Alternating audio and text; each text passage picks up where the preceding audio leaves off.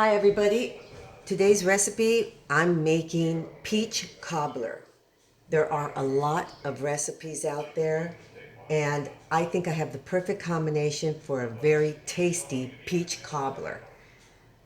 So first things first, you melt 1 stick of butter in your pan. Okay, so that's what I just did here. It's been sitting in the oven. So this should melt. So I'm just going to set that to the side.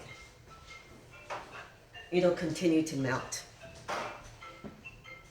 Okay, so that's step 1. Step 2 is 1 cup of flour.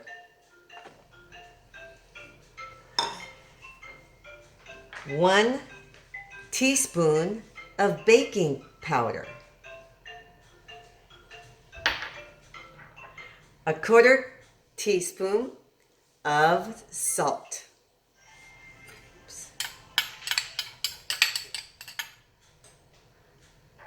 And 1 cup of milk. Easy, easy, easy. So now I'm just going to mix this up.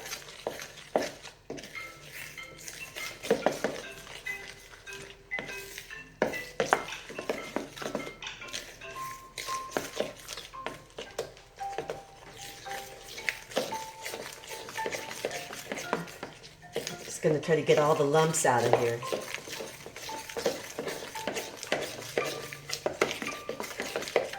Okay.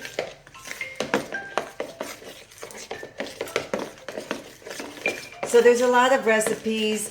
This one in particular does not have self-rising flour. That confused me. You use regular flour, but the baking powder makes it rise. I did not know that. That's a fun fact. Okay, so now I'm going to set this to the side. So here we go.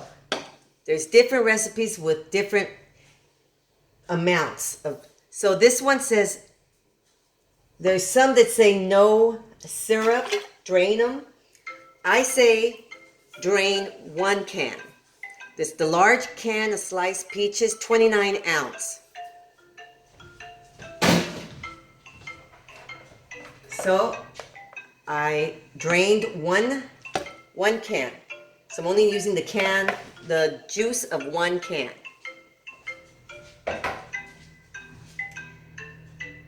So this is 2 tablespoons of cornstarch. And then you're just going to mix that. This is all going to go on the stovetop. We're going to cook it, but I'm just going to mix this while it's still cool.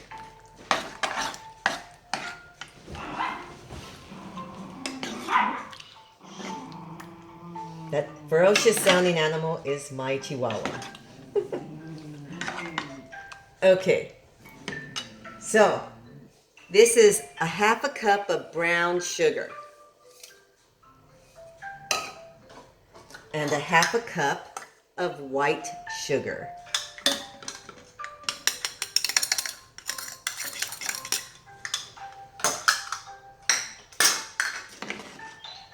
You preheat that oven to 350. Mine is already preheated. Forgot to say that. Should have said that in the beginning. Okay, this is going to go and it's going to cook on top of the oven until it's all incorporated and, well, pretty much boiling. Okay, we're going to go with 1 teaspoon of vanilla and 1 teaspoon of cinnamon.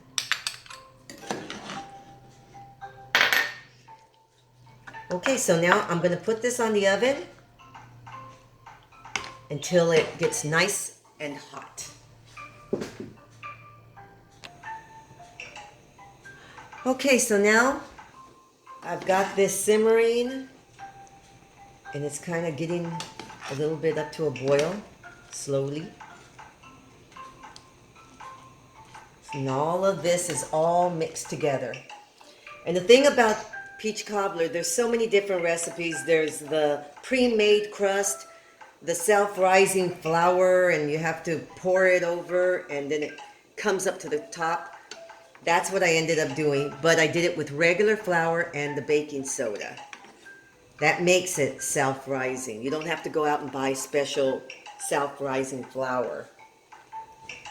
That's what I had to learn upon looking to make this. Okay, so this is pretty much hot. You can see it's boiling now.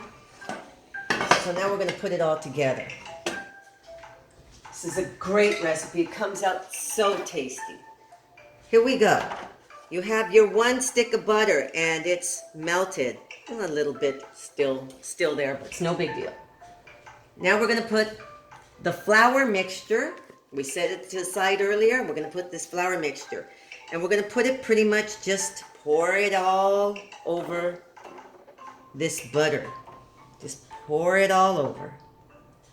Just try to get it everywhere. It's not a big deal because it all ends up coming up towards the top. Okay, so I'm just pouring this in here all over. It's a great crust and it comes up to the top. Now there's a lot of recipes that'll say 1 entire cup of brown sugar or there's another one that says all white sugar. I did both brown and white. Now you're going to get your peaches and you're going to pretty much just put them all over the top. You're not mixing anything together. None of this stuff on the bottom. You put everything on top. Believe me, it ends up all incorporated later. It's so good. Okay. And you have a nice amount of syrup with 1 can. You can use both cans, but I really think this is the perfect amount of liquid. There's some recipes that say don't put any liquid. Drain both cans. I tried that, and to me, 1 can of liquid was perfect. My recipe came out very tasty. I have a lot of girls at my work who made peach cobbler and could not give me a recipe because they did it from sight and taste because their mothers taught them.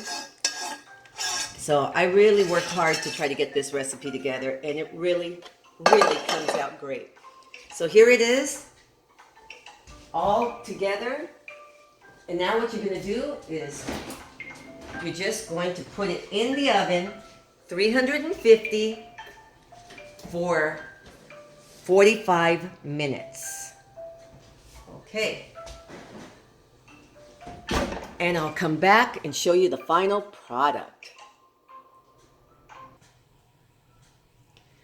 Okay, this is the finished product. See how all the flour rised up to the top and forms a crust? And it just kind of goes around all the peaches. I'm telling you, this is a really good recipe. It has a little bit of the white sugar and the brown sugar, and it really, really comes out good. So I'm going to give you guys that recipe right now. That's the recipe. You get a little closer. I really recommend you guys trying this recipe. Just remember, do not mix the flour mixture when you put it on top of the butter, then the flour, and then the peaches. But don't mix anything, just kind of plop it all on top of the prior. 45 minutes seems to be a really good time for my oven at 350 degrees. So I put it at, first step is that butter on the bottom, and then in a separate bowl you put the flour and the baking powder. Remember, it's baking powder, it's not baking soda. And when it comes to the peaches, you make that over the stove and get it all combined. Really try this out. I really recommend it. Good luck to you.